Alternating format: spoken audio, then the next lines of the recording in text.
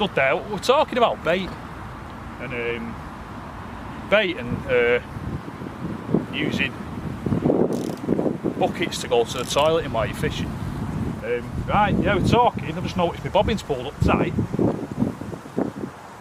and must have been fishing locked up because I'm on a new. Well, it's not.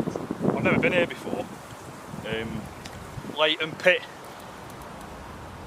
Was invited by the guy who I can't remember if he owns it or runs it, Shaun, and his missus to test it out, see what we reckon. So yeah, there's 3 of us. Steve's come down for a brew. Good idea that, actually sat down for the netting. Yeah, and I'll get into my mic on or anything. So when you get it in the net, Dave, and I'll go over. Yeah, I'll concentrate on getting this in, and I'll concentrate on getting this in, and I'll be back with you in a minute. I've just caught this fish. That's it. Rig. Yeah, I've caught one. We'll have to rig. I'll show you the rig after. Welcome to the video anyway. I think I said it before, but yeah, I'm in. Somebody was discussing a urethra. One of the 3 men behind the camera. I won't name who. A urethra swab? Yeah, a urethra swab. That's what this fish is named, the urethra. Target fish, the urethra. After this for years. Yes, right, I'll show you my rig now, what I caught that fish on. Right, that is just a brown wafter. I've had that. Bloody hell, I've had it months. It's soaked in some of the food dip and put a load of crustacean powder over it. So yeah, it's like a crust on it. It's like an outer skin, which is pretty good. Size 4 hook. You can see that. I'm trying to get to focus. 2 bits of putty, Fox Cortex tungsten hook link, £20. Bit of shrink tube. And we're laughing, aren't we? Yeah, and obviously an anti-tangle sleeve. That's what I had the fish on. Basic, nothing fancy. Oh no, nothing fancy. Yeah, back to the old school of blowback rig. Surprised I ain't got any solid bags, to be honest, but it's I don't know, it's quite deep. About 14.5 foot that fish came from. So can't focus, it's bleeding. There we go. Yeah, so that's what did the damage. Jake's been giggling away in his bivvy. We thought he was touching himself, but he's branded Sticky's new liquid anus because it smells like a ring. An anus. Look at that. Look at that bag. That literally looks like serious diarrhea. bag. It looks like it's a curry sat on a Sunday dinner, doesn't it? Yeah. That's quality, that. Serious bag, that. It fucking stinks. 3 generations of Super Brolly. We've got, there's the first one. Hillbilly Pip Dicks. Sorry, Hillbilly Timber. There's mine, the Mark II. That's my little addition that I couldn't be arsed putting the front on. So I've improvised. And then we've got an Ultra Brolly, which is sort of third generation, isn't it? For the newcomer, the current bud. Yeah. What's yours, James? Is it a 50 compact. 50 compact? Mine's a 60 Mark II, and Jake's is a 60. Is it a 60? Ultra 60. Ultra 60, yeah. Alright, current buns in. Got a decent comment there. And I was on the grill as well, that. Yeah. The active. No, it's not active on mine. It's the grill. The acrylic.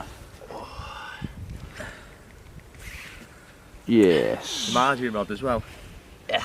What you said keeping. Yeah. That's the one I fancied. The right hand side rod.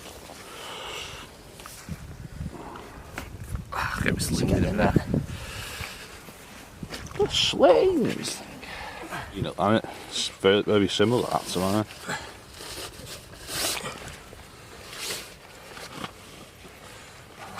I'll grab the net. It's the Hillbilly Timber.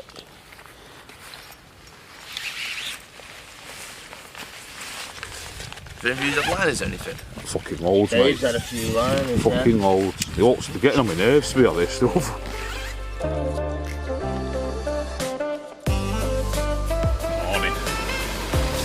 Jake got one in the night. So that's 2 carp that have come out now. It's supposed to not be easy either, this water, so even though it's only small, we've had 2 between us. It's pretty good, I reckon.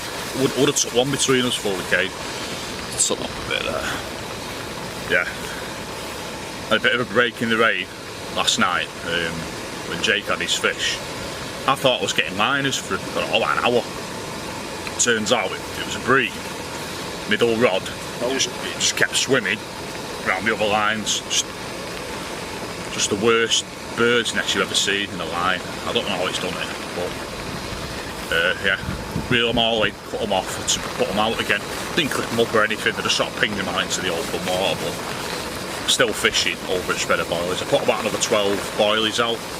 Yeah, about 10, 12, just to keep some more smell in the water. So I'm guessing the breams had a few. Well, where there's what, there's more, isn't there? Swines. Yeah, that's it though. Yeah, it's been raining since, I think. Raining now, everything's just soaked. Well, that's it's not even winter, is it? It's autumn, isn't it? That's carp fishing, isn't it, at this time of year?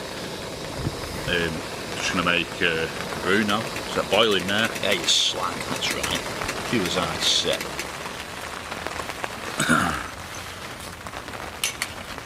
Yeah, well, the old brewage. The brewage. Yeah, and it's about 9 o'clock.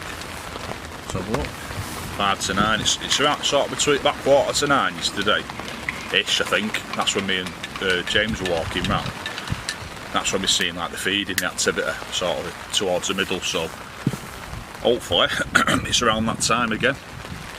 Hopefully one of us might get another chance.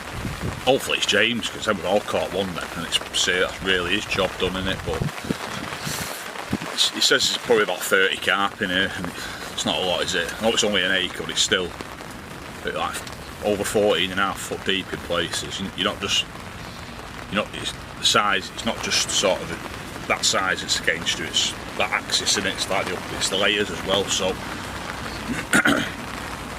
could be 10 foot off the bottom. Don't know. Hopefully they'll start feeding again at some point, because there is bait there. We've all put a few boilies out and that.